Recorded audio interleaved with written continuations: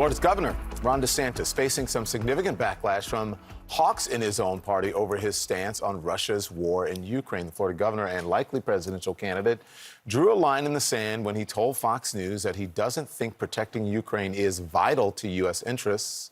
Instead, he called it a territorial dispute and a distraction from bigger challenges here at home. This morning, some top Senate Republicans are pushing back. Listen.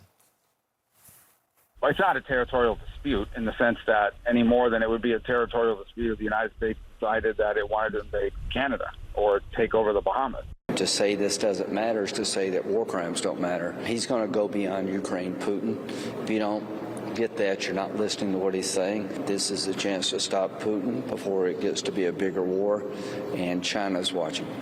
That's Rubio and Graham there. There are others. So joining us now, national political correspondent for the New York Times, Shane Goldmacher. Shane, good morning to you.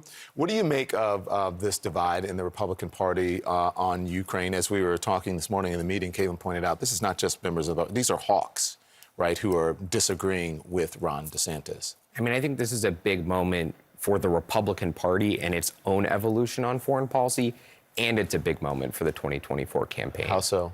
Well, the Republican Party historically has been hawkish, right? They have been wanting to project strength against Russia, strength abroad. And Donald Trump came in and said, we want to project strength first here at home. It was this whole America First agenda. And that was an outlier in the Republican Party. But Ron DeSantis and Trump together make up the vast majority of support in the potential 2024 field. And now they're both coming in on that side of the ledger. And so that's a big shift for the party itself. And it's really notable. You see Marco Rubio, you see Lindsey Graham.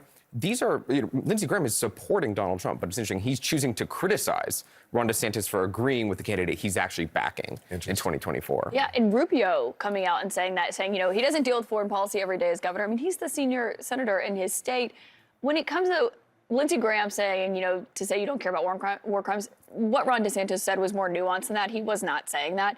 But it is interesting because Ron DeSantis previously supported arming Ukraine, as Poppy pointed out yesterday. I think what's most fascinating about this is getting the first look at Ron DeSantis' foreign policy. Absolutely. He's been a blank slate on this issue. And Rubio's not wrong, right? In Tallahassee, foreign policy issues aren't central, right? So Ron DeSantis is choosing to outline his foreign policy, and this is one of the first big things he's saying. And it's the venue that he chose to outline it on, right? He chose to give his opinion to Tucker Carlson, who's been aligned with Trump on shifting the Republican Party in this direction. So it's not just the announcement itself of his position, where he announced it and how he announced it and when he announced it, right? He's running for president at this point. But to try to enact your foreign policy vision, you have to become president. And to become president, you have to get GOP voters behind you in a primary. Could this not be just a very savvy move by him looking at how much Republican support for the ongoing level of funding, at least for the war in Ukraine, has dwindled significantly? I mean, he's absolutely aligning himself where he thinks the majority of the Republican Party electorate is.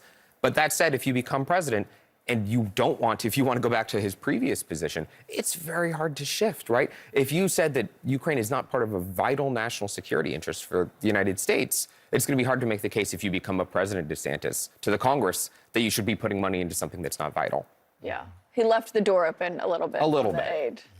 Yeah. On the other hand, do you point out that Trump is the one who is following DeSantis' lead on talking about how he's talking about education? Yeah, so I watched Trump's rally this weekend. It was ostensibly an education speech in Iowa. It was really just a Trump speech with like a little bit of education in the middle toward the end. But it was interesting just to see how he is adopting some of the same language and some of the same sort of emphasis. Education has been one of the defining things that DeSantis has used. On schools and CRT? On schools, on critical race theory, there was this moment in the rally where Trump is talking and he talks about critical race theory and he talks about transgender and the crowd just goes wild.